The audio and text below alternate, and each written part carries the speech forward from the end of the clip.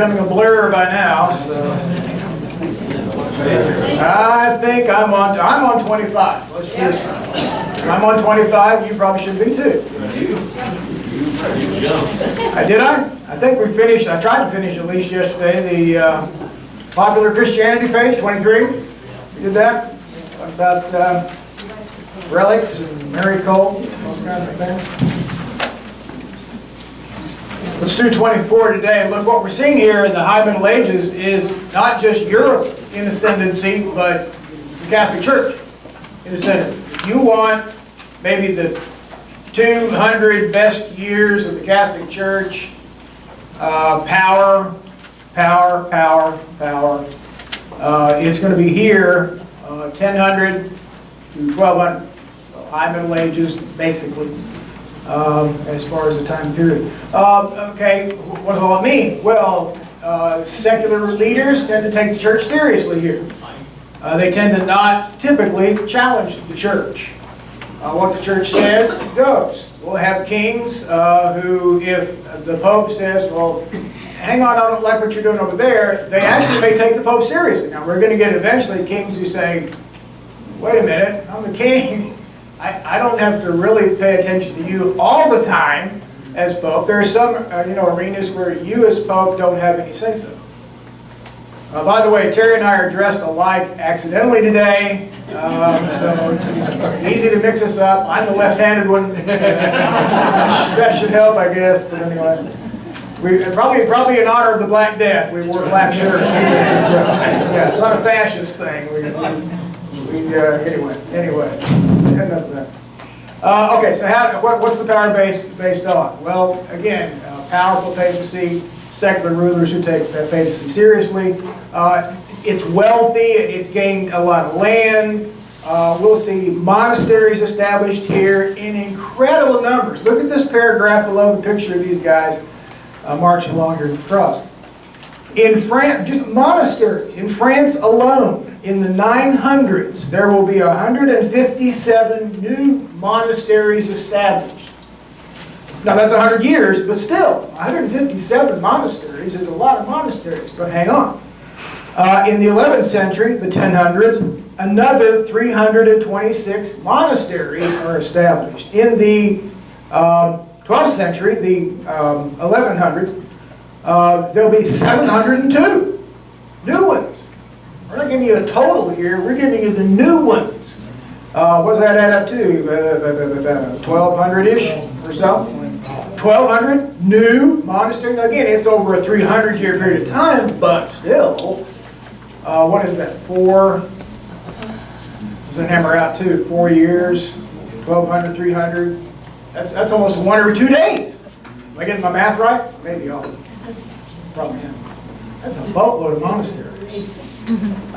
Just think about the land involved. A lot of land holding. So this is power, and this is a lot of ecclesiastical reach. New monastic orders will be established. We already had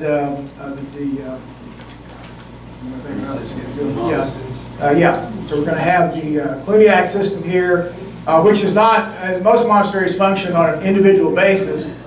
But the Cluniac system is actually a group. There'll be kind of satellite monasteries, all connected to one base, basically. We've got the Cistercians here with Bernardo Clairvaux. Again, we sing some of his songs, and he's responsible for the Second Crusade. We have popes who will be feeling sometimes the challenge of secular rulers. They will do some things here. You'll see in the last paragraph, left hand. Pope Gregory VII will establish, will denounce the secular ruler practice of lay investiture. Lay investiture means if I'm the king of France and a bishop dies in my country, then I'm going to say, all right, this is my country. So that guy was a French bishop in my country, and I'm the king. I have all power here, so I'm going to replace that bishop. My country. The Pope will say, hang on, I'm the Pope. This is my church, so I'll replace that bishop.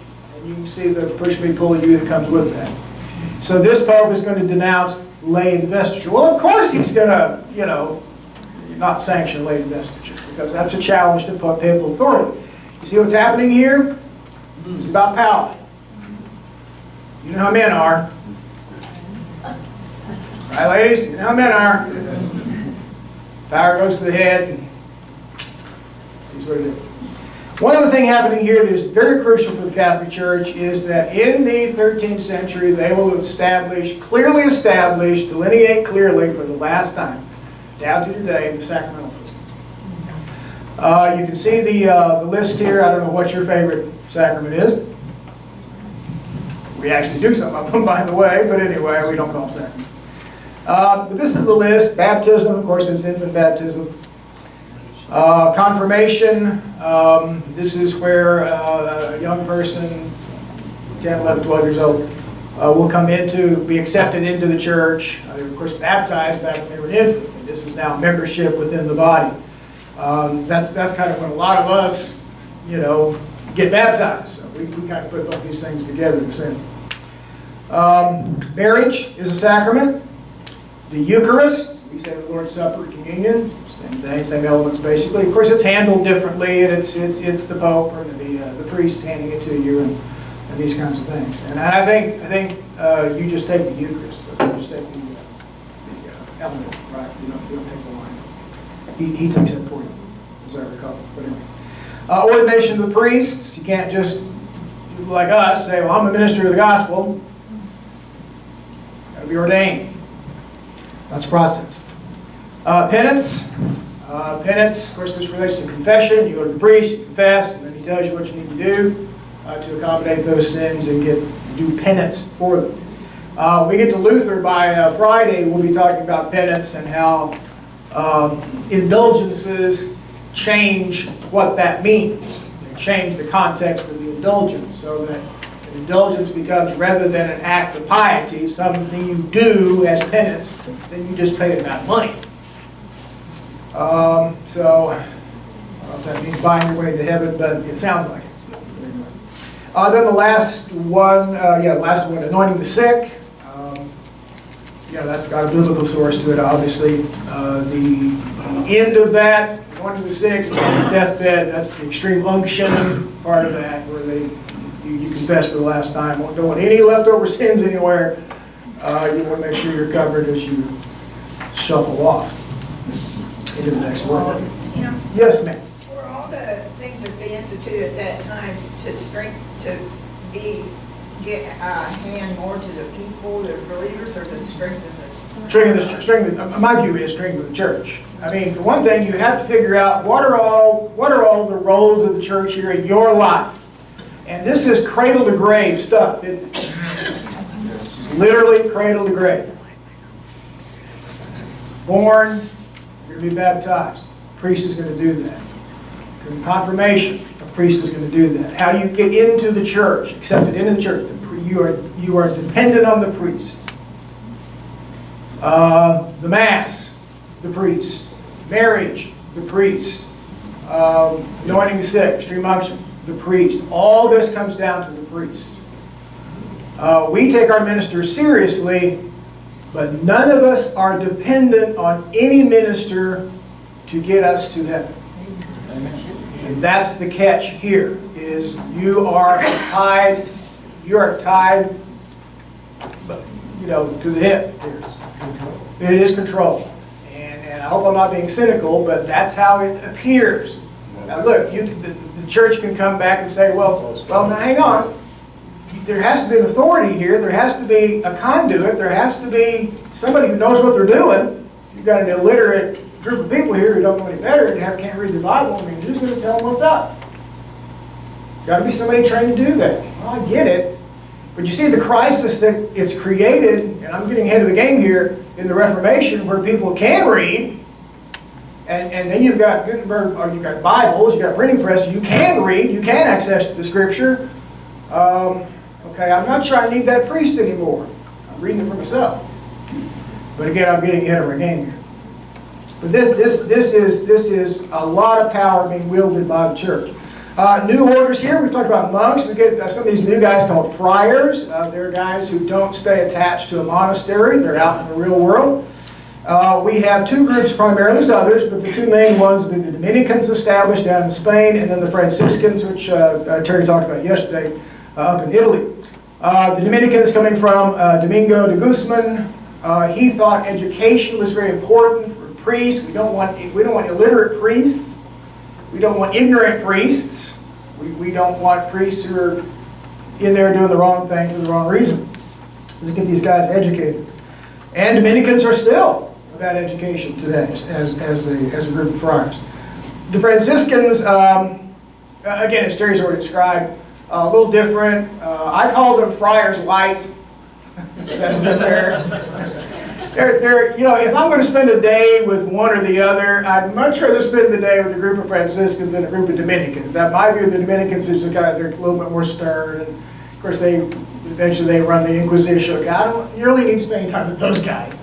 The Franciscans, you know, seems like a little bit more upbeat and like to sing a little more, and happy, you know, and come tripping into town. Well, come into town and kind of cheerleaders, pep rally. I don't know. That's how I look at these guys. I'm probably being completely unfair, but I'm up here and you're not. So. Anyway, in combination, this means we've got an extremely powerful Catholic Church. Now, one day you're on top of the mountain, aren't you? Another day you're not. By the time we get to Friday, the mountains get a little shaky. But that's Friday. In the next 3 pages, I want to breeze through fairly quickly because we've got to get to some other stuff. I've got to get to the later Middle Ages. We've got to cover the Black Death today because I know you're itching to do that. So let's move that. Look, 20, 25, 26, 27. 25 is about power, national power being accumulated in England. The next page is national power accumulated in France. The next one is not quite so much national power accumulated very well in Germany. The two main powers here that are really bubbling to the surface is going to be England and France, and the consolidation of power is going to be extraordinary. Again, I don't want to spend a lot of time here with the details. Henry VI comes into the kingship about mid-12th century. Henry II. If you know your Shakespeare plays, then you got to know about some of these guys. Because Shakespeare writes about, it seems like almost all these dudes. So Henry II gets a play. And I think he does great things in terms of consolidating power, and you can see what he's going to be doing here about halfway down the left-hand column. Enlarging the jurisdiction of the courts and establishing English common law and these kinds of things. So a good king, I think.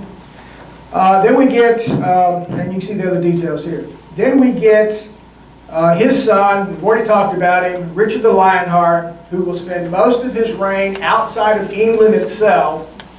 By the way, first language for Richard wasn't even English, it was French, but anyway, which is to the, most English people would be aghast to know that today. But anyway, he's off on crusades and those kinds of things. While he is out of country, his brother John will be ruling back home. Well, you know King John, right? From what? Robin Hood. Robin Hood. Yeah, that's the guy who's on the throne, mucking up stuff, and Robin Hood's out there for Sheriff of Nottingham and all those kinds of things, up in the York area stuff. So that's our guy. Eventually, the barons are going to turn on him and say, "Okay, this is you're riding roughshod over us, and we don't like it." And you got to know how much power you can actually wield. And they'll challenge him. We'll get a revolt here, not a revolution, but a revolt. That will end in a battle. The king will lose at Runnymede, and then he is forced to sign what? A Great Charter. Great Charter. Magna Carta. We talked about Carolus Magnus, Charlemagne the other day, same word. Great Charter, Magna Carta. In 1215, just 800 years ago. This is crucial. This is crucial. Now, we already have a basis of English law by this time. Anyway, English common law, we had that by Henry II. What this document is going to begin to do is delineate clearly what your rights are. Not everybody's rights, but the rights of the lords. This doesn't begin as we all get benefit from this. This is about what are my rights as a lord, a baron. And basically you have these things about you can't tax without consent. And that's not a no taxation without representation, but you have to get our consent to do this as the barons. We wield some power too. You cannot, assumedly, you can't deny a trial by jury. Due process of law, these kinds of things. Now this may start, and by the way, there are other things that will be added later to the Great Charter. This is just the beginning here. There'll be other, additional, constitutional later on. The key about this is in the last paragraph. While this begins as something that protects one group of people, eventually it will be handed off to other folks. You've got other like merchants, people again who wield some power. Well, wait, what about us? Okay, we'll pull you in the tent. Now, eventually this covers everybody.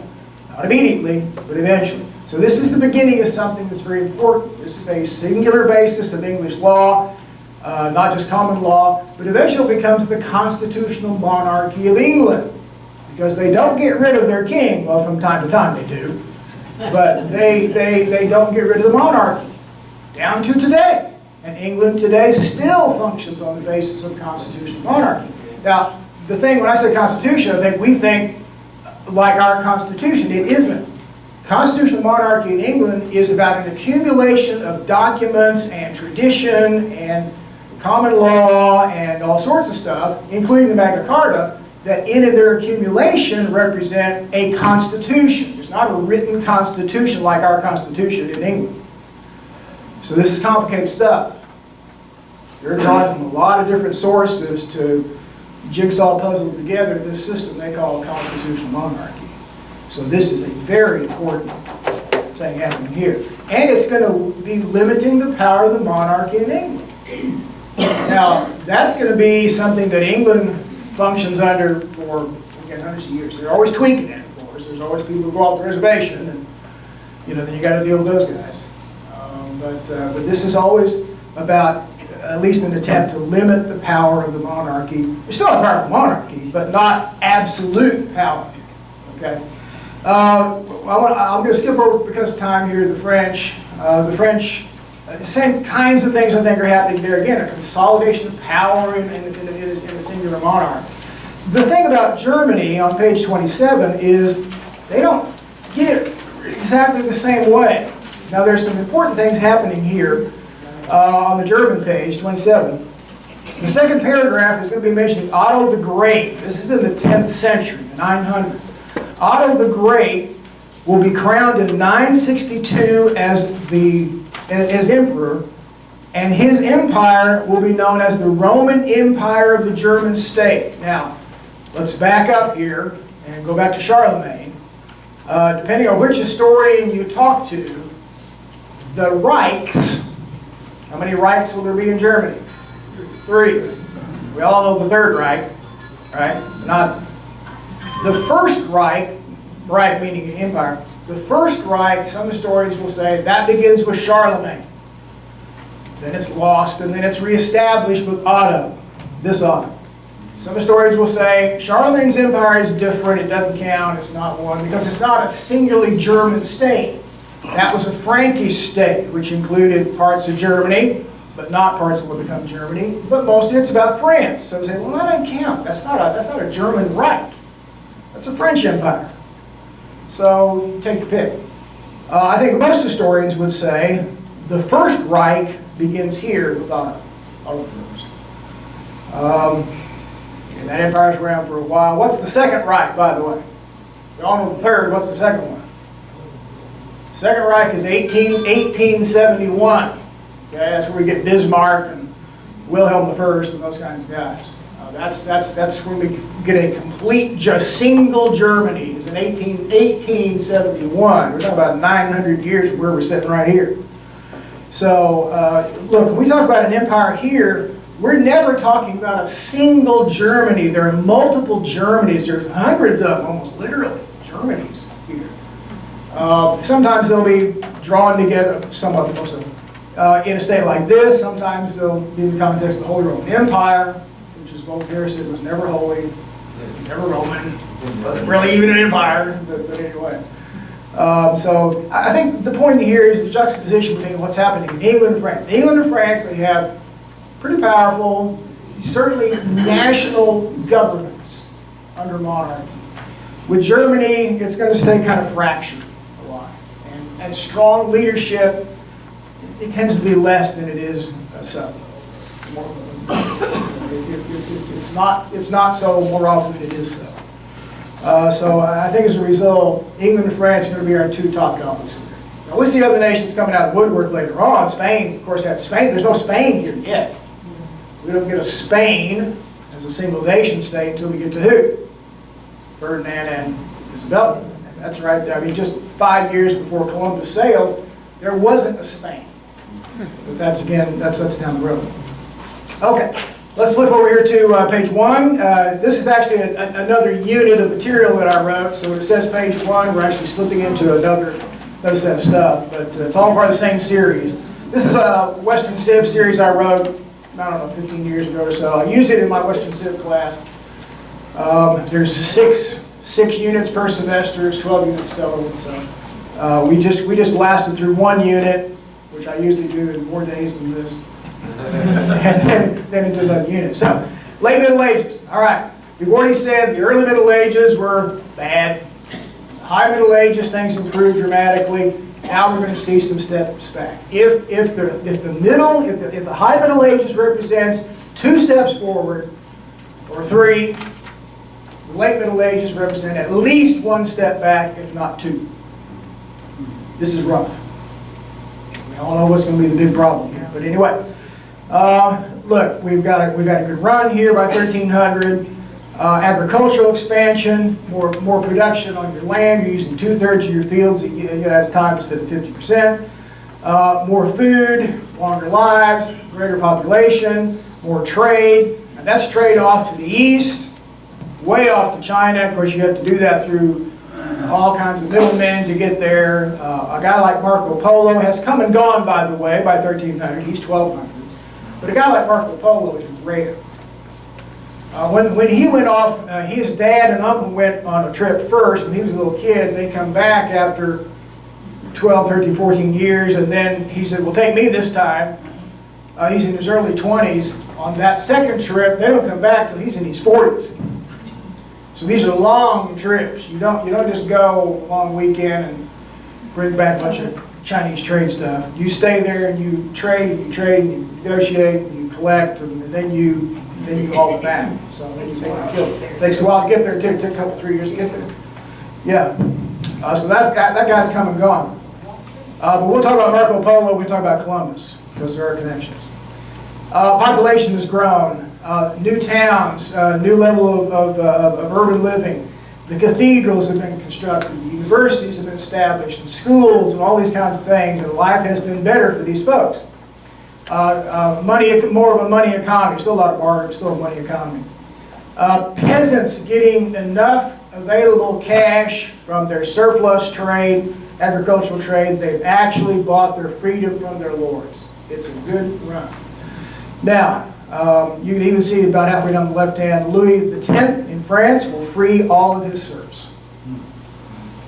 Once they pay him, but still free is still free. Now, there's going to be some storm clouds gathering here. The next 150 years are going to be fairly crummy.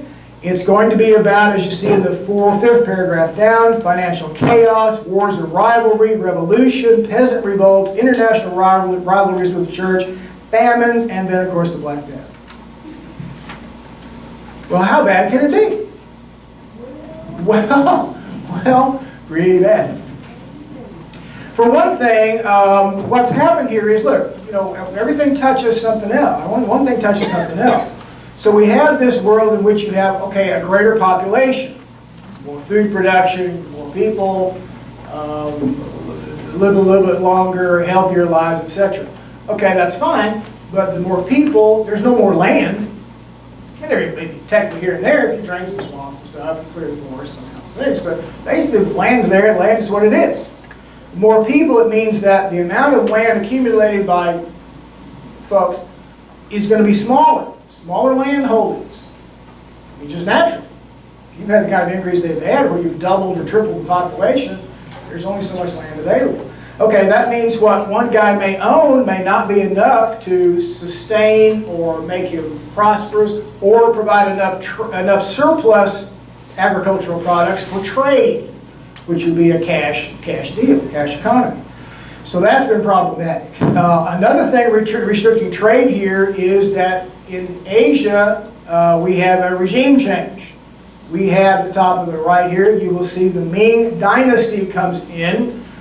The Ming will not be the least bit interested in the outside world. They will close themselves off to the outside world. This is not about the Great Wall. That's already there. It's been there a long time at that time. That was about keeping the Mongols out. But the Mings have come in, and they are very isolationist. They don't want any contact with the outside world.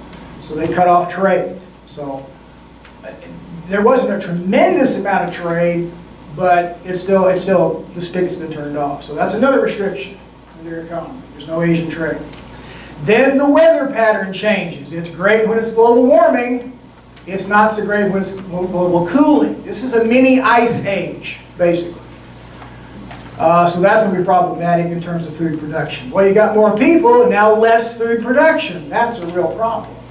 So we're going to see fields abandoned because they can't be productive. Glaciers will slide back into, cover over fields that they've been farming for the past couple hundred years. It's just a cycle that they can't handle. In the north, especially, there's just all kinds of villages they just have to give up. It's just too cold, and it's going to be really sticky stuff. We have drought as well, drought pattern as well. So it's cold, it's dry. It's going to mean crop failures. You can see the numbers here in the next last or so paragraph. 1302 to 1348, poor harvest cycle in 20 seasons. If you have a couple of those in a row, you're really in duck soup. You might be able to sustain one, but when it's 2 and 3 in a row, that's a stretch. You're not going to make that. So we see famine, and we see cannibalism, and we see people dying in job lots. Famine 1315, 1317, tens of thousands of people died. France will see destructive famines in 1351, 59, 1418. That 1418, the parenthetical says, that 1418 famine will claim 100,000 people in Paris alone. Well, that's got to be way too high. That's the total population of Paris, for Pete's sake. So at any rate, somebody's dying, whatever the number is. They're eating everything they can get their hands on. Family pet goes, livestock goes, cats go, dogs go, rats go. It's pretty crazy stuff. Now, throw all those problems in one big bucket. They don't begin to touch the impact that one thing is going to have on Europe, and that's the Black Death. We call it the Black Death for a reason. Let's look at the next one. These next pages are fun. The Black Death,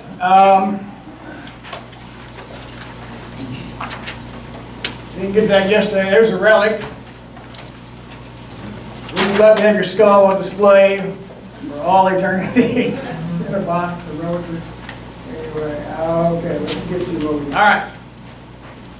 This begins, the story for us begins in Europe in October of 1347. You will have people in the city of Messina, here, the northeast corner of the island of Sicily, which is a major port at the time. There will be folks in the city who will see a convoy of a dozen trading ships come sailing into the port. And those ships are piloted by dead men. At least men dying. They will see these guys, and they will see men who have big, black, egg-shaped lumps on their body, all over their body. They smelled terribly. Everything is turning black on their bodies. They have no energy at all. They can't stand up. There's all kinds of things here.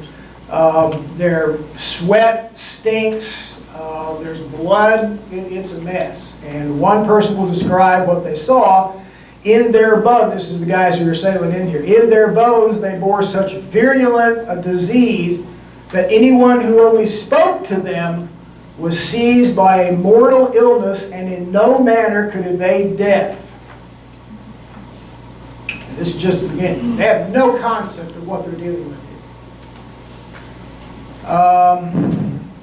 Well, of course, they respond and they try to close the city and those kinds of things. But look, people in town say, well, I'm not hanging around for this. The next thing you know, they're in their little boat and they're headed off someplace else. Well, of course, as that happens, what do they do? They spread the disease. Because nobody gets what this is or where it comes from. And where does it come from? Well, it comes from the east someplace. We don't know exactly. These guys had sailed from the Crimean Sea, so it's off our map here, but off to the east where they'd been trading with various folks from the east. But anyway, they bring it in. Now what they are bringing in is what we call the Bubonic Plague. Now is Gail here? Gail? Know her? Gail's our biologist. Is she here? Yeah, pull her in here and see if she's going to tell us something to maybe how to do it. I'm not a biologist, but I'll try to tell you kind of how this works, I think. She can hear me, and if I'm saying something wrong, she can say, no, that's not it.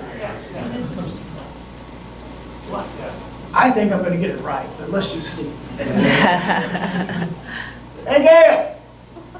Trying to get the right Gail, sorry. Yeah, you're the right Gail. Right now, you're the right Gail. Okay, just stay there. What I need is an actual biologist in the room.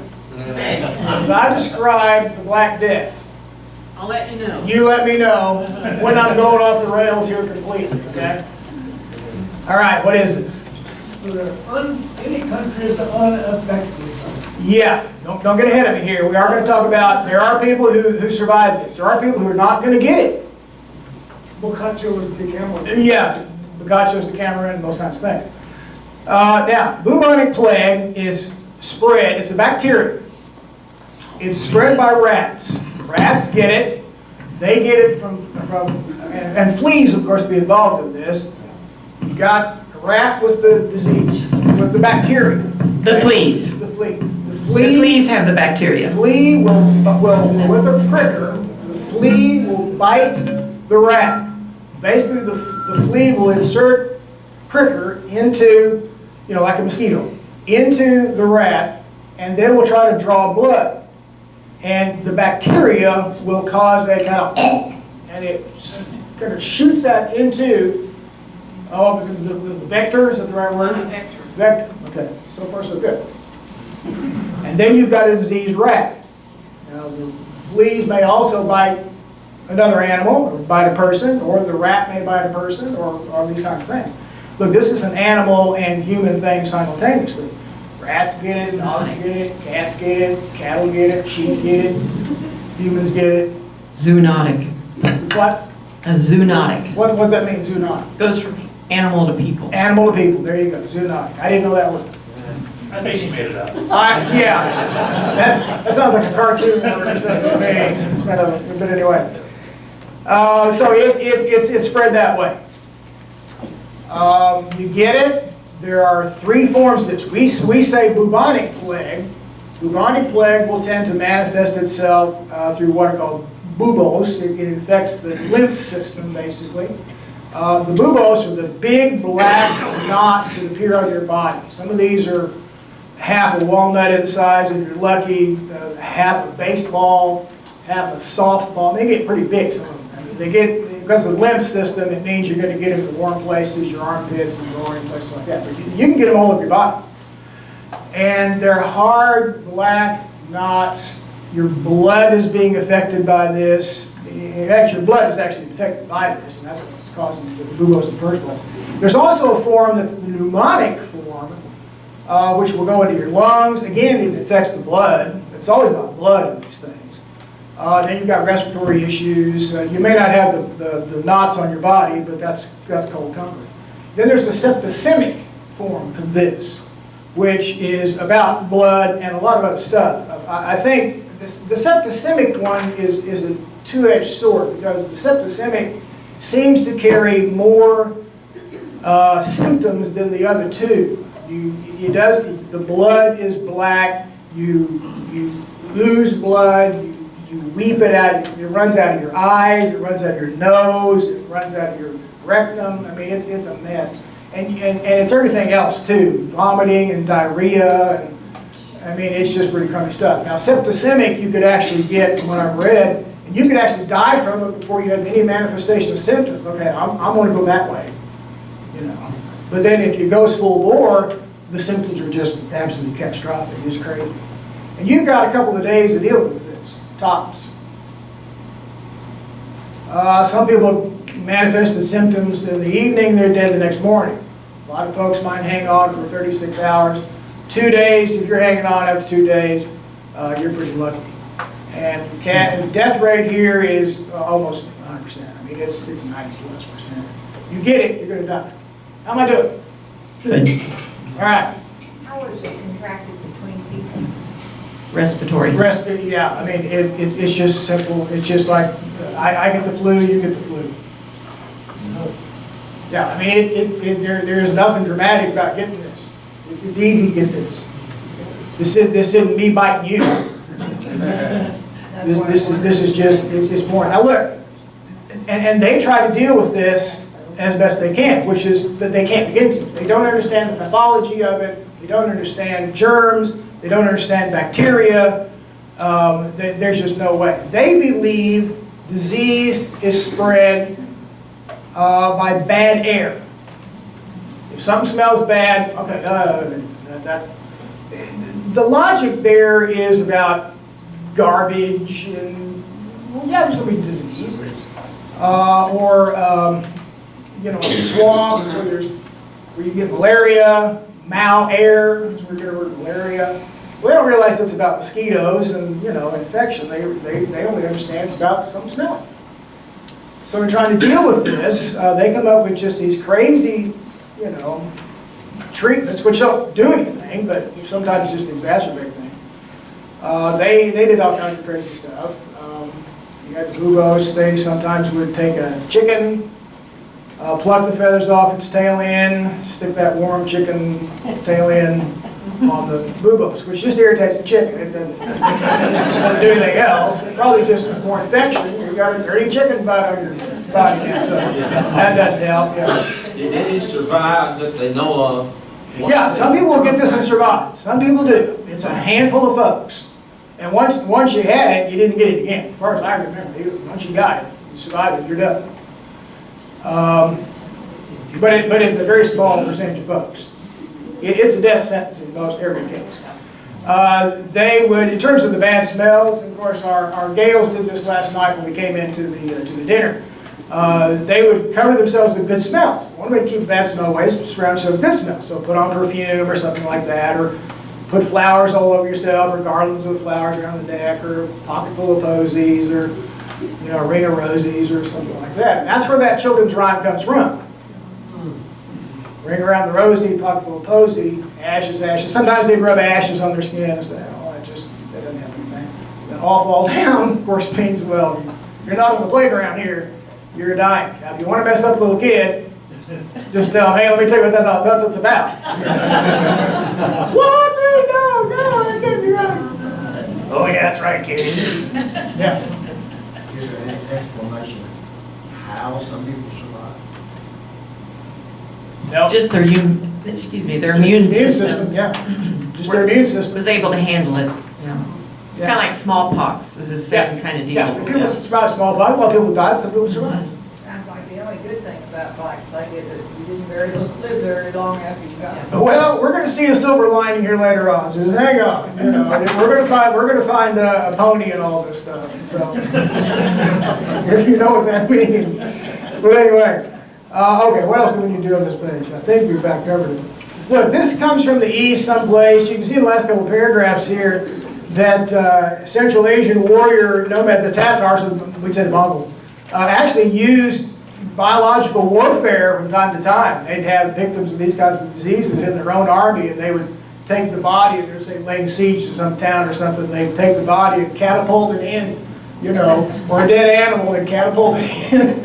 It sounds like Monty Python or something. And then, of course, you infect folks in the city, so. Germ warfare. It's exactly germ warfare. You bet it is. Bet it is. Somebody flying through the air. Yeah, so, or a head, somebody's head, things like that. All right, this begins in Sicily then, on the island, October of 1347. Here's how it's been spread. You guys got, okay. Here's how it works. And this just moves. This moves so quickly. Here we are, December 31st of 1347. Right, you guys over here see the bottom loop. All right, it's exposed here on the island in October. By December, it's spread this far. So by December, it's at the toe of the boot of Italy. It's in Marseille here, so it's in France. All right, it's in Corsica, where Napoleon will be from later. Sardinia, south of that. So it's crossing the Mediterranean. 6 months, yeah, 2 months.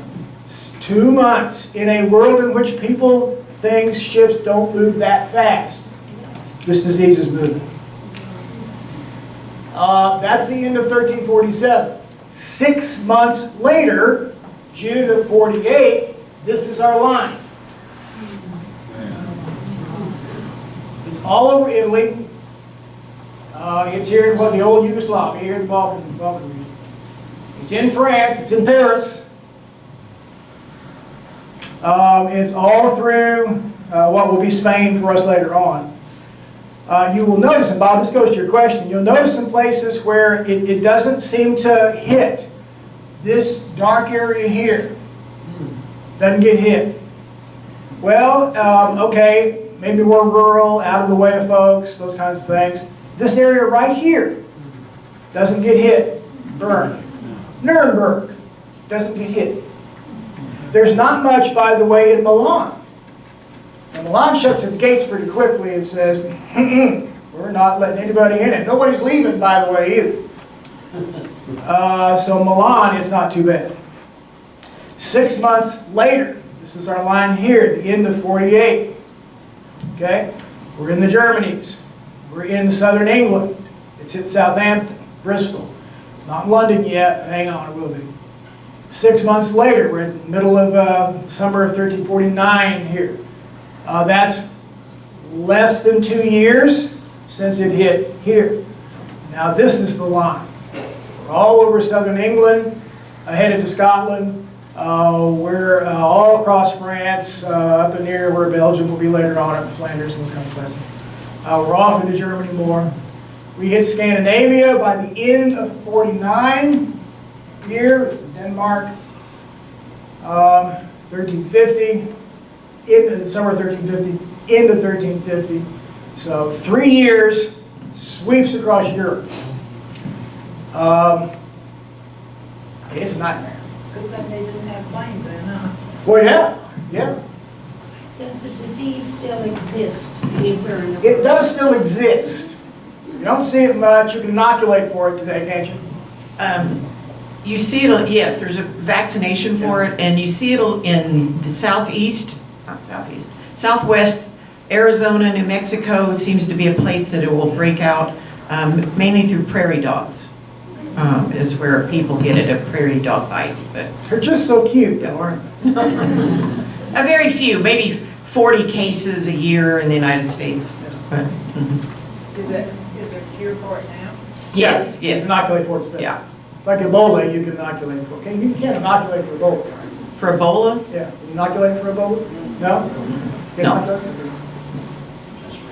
I was just going to say, I read a couple of years ago about hikers on the Appalachian Trail contracting bubonic plague from contact with mice in the shelter houses along the trail. So it is still active and it's still out there, but is it not as virulent as it used to be because now people aren't spreading it like they did at this point? Are people just healthier now?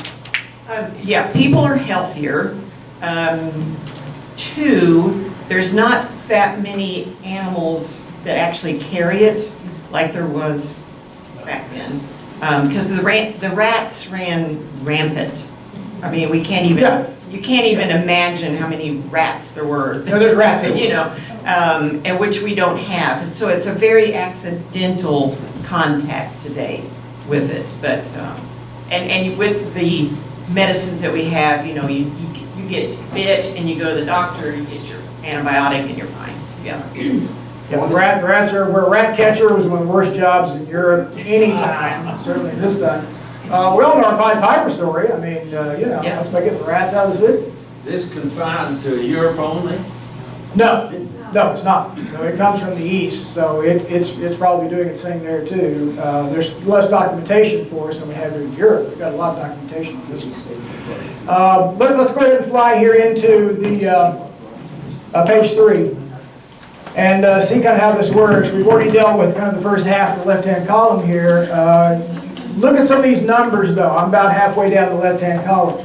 London, Paris, Rome, Florence, Pisa, Frankfurt, Cologne, Ghent, they all get it, they all centers of the Black Death. And that's another thing here, is it's great in the High Middle Ages to reinvent urbanity, reinvent the towns and the cities and these trade centers and urban populations, all this kind of stuff. But look, when the plague comes in, think what those cities mean to that. It spreads like wildfire. It's concentration of people in a limited amount of space. So it hits the cities. Look, we can talk about a total death rate, we don't even know really, a total death rate across Europe that may be 30%. That's appalling by itself. A third? Think about a disease that would hit the United States today at 300 million plus people, and a third of us died? 100 million people died in 4 years? Think about that. How would we begin to handle that? I'll tell you what, we wouldn't. We'd be in a state of chaos constantly. Everything would be about that. And that's what happens here. Everything becomes about that. Because think about it hitting somebody in your family. We all might like to think that if, one in our family got it, our significant other would be right there by our side.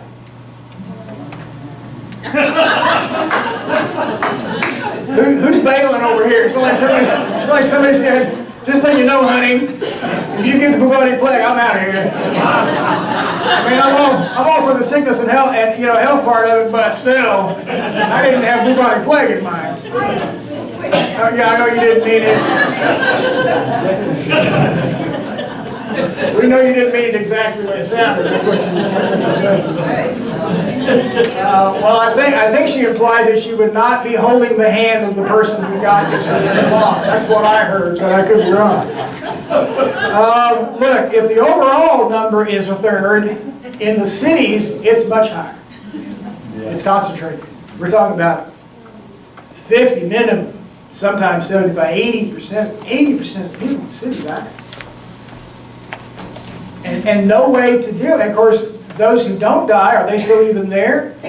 Have they gone elsewhere and spread the thing? I mean, it's absolute chaos. Trade practically to a standstill. You know what? Who's going to go out in the fields and farm? They're mostly dead anyway. The animals are dying. Who handled all the dead bodies? Yeah. Well, that's just it. I mean, think about the high death rate among certain groups of people. You get the illness, and who are you going to call? Doctor and the priest. You're probably going to call the priest first, then call the doctor. So the casualty rate here among the priesthood is extraordinary. Doctors, there weren't that many of them in the first place, but there's going to be a high casualty among the doctors. They try to protect themselves. They actually worked up this gear where they put on these heavy coats and these hoods, and they'd have these, kind of rose-colored glasses, literally, they could see through, and they thought that would protect them. And sometimes they had kind of this snout kind of thing on. That doesn't fix anything. Didn't bodies just lie around? Yeah, they do. Mass graves are going to be pretty common here. So again, the people get it, the animals get it, everything grinds to a halt practically. Trade is restricted, agricultural production is restricted. People don't move around. If they do, it's because they're trying to escape from this whole thing. The casualty rate in terms of the church is absolutely, it's just crushing. If we had this 1000 to 1200 period of ascendancy of the church, this thing just hit the church so hard. Look at the top right here on page 3. In Avignon, now we're going to make Avignon make more sense to you probably the next hour. But in Avignon, in southeastern France, the numbers are pretty specific. In one 3-day period, that means today, yesterday, and the day before, as long as we've been meeting here. One 3-day period, 1,500 people will die in the city. There are a lot of clergy in Avignon. We'll find out why here in just a bit. And among them, we're going to see 5 cardinals die, 100 bishops, 358 Dominican friars. This is one city. And a single Avignon graveyard will take in 11,000 dead bodies. Church gets really hit hard here. How big was that city? I don't know off the top of my head. But if we're figuring a 50, 60, 70% casualty rate, this is high. It's not a big city. Not a big city. I was just wondering about the idea of cremation and also the idea of using fire to extinguish the disease, like burning ships or... I've not read anything about that. Again, I think that pathology is such a mystery too, but I don't know that these things occur to folks very often. And two, I'm not sure cremation is a common thing at that time. A lot of the theology of the Catholic Church says you've got to have a body and you've got to bury it in a certain way. You know, you can bury it east to west, and that way when the judgment day comes, you can rise up out of your grave and to the east. And they're very specific about these things. So anyway, okay, there's a lot of panic and paranoia. Well, yeah, I think justification, I think you'd be paranoid for a good reason. People just go nuts here. I mean, just the frenzy of this and the fear of this and just, you know, some people are probably just deciding, let's just eat, drink, and be merry because tomorrow we die. And they go out to the graveyards and dance around and just do all kinds of crazy stuff. So, I mean, these are just people just out of their minds about these kinds of things. So, yeah.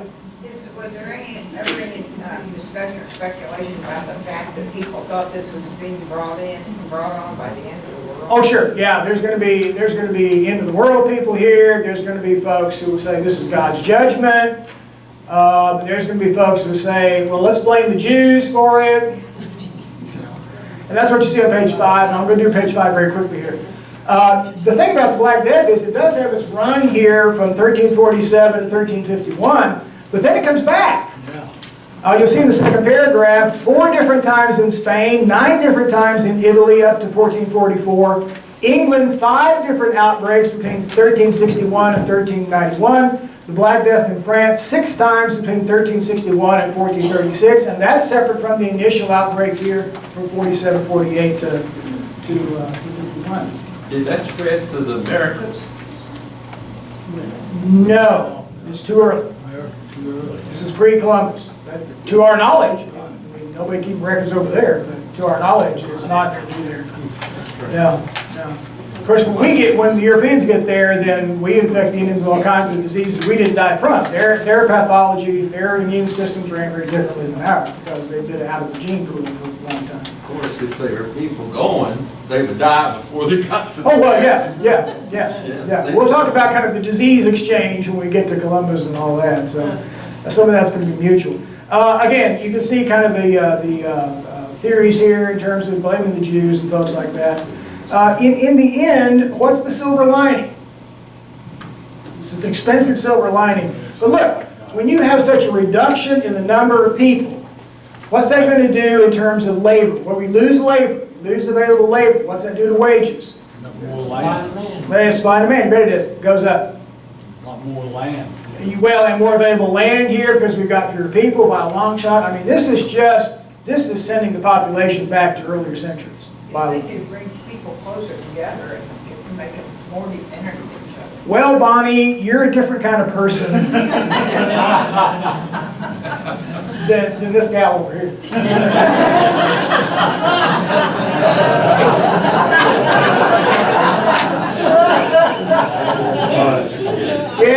Yes, she is, and you're proud of her.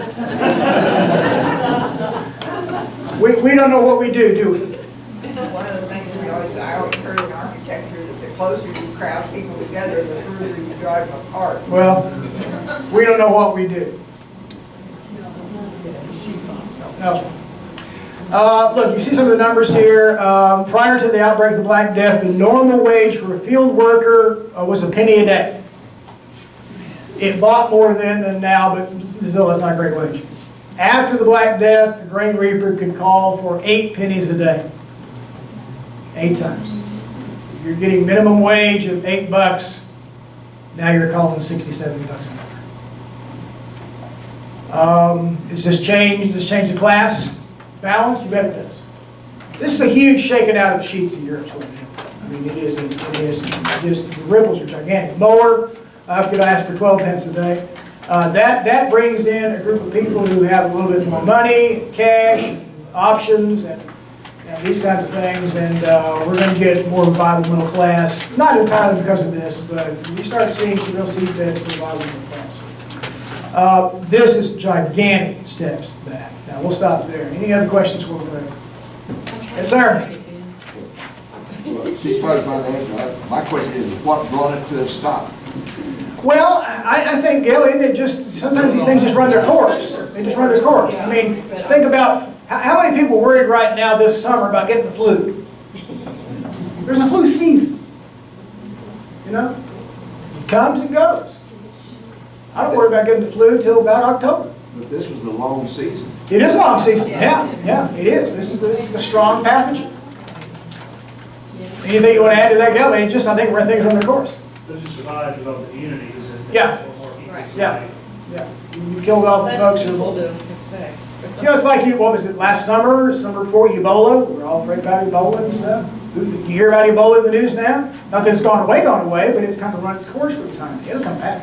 Wasn't there something I read about the weather patterns that during the winter, there was something about the weather patterns that contributed to the fact that Yeah. came to It might be, I don't know. Gail, you got anything? I'm looking. Okay. We got a break. Yeah, go ahead, Ted, real fast. I was going to say, if we go on Oh, sure, yeah. Again, Nuremberg didn't get it, Bruges didn't get it, and it's in here, I'm not sure where, but it's right in there. Some places just didn't see it. All right, we got a break. 10 after.